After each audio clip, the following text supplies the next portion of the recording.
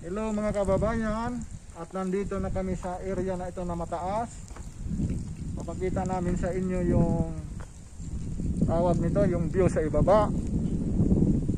Yan. Yan, pakita sa inyo yung bundok na yan na pinakamataas. Yan.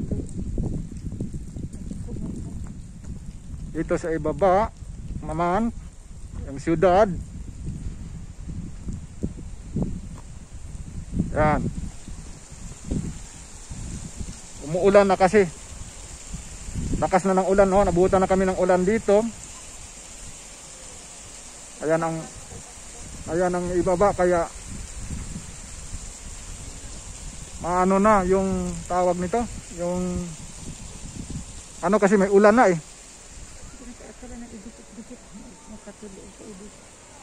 Ayan, yung ibaba ng Andura hindi na halos makita kasi maano yung ulan, tawag nito, lumalakas. Gablard na yung ano. So wrong timing, mali yung ano namin kasi bigla kaming inulan dito, oh. Yan, may construction ditong ginagawa, kaya yan nakukuha yung ano. So yan, ito naman bundok pa rin sa taas, oh. Kita niyo yan, bundok pa rin. Yung pinaka ano, hindi maabot yan kasi maano yan, mataas, wala nang kalsada dyan sa lugar na yan, pinakataas ang kabundukan na yan. Yan mga kababayan,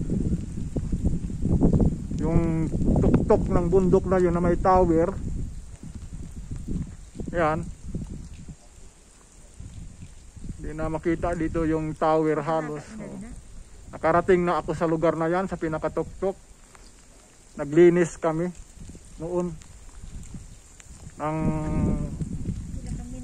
nagtatrabaho ako sa isang cleaning services na agency.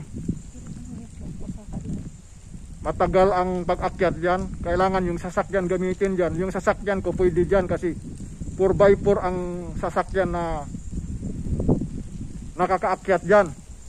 Kailangan 4x4. Yan, malakas na yung ulan kaya puputulin na namin at dito na lang muna. Magkasakit.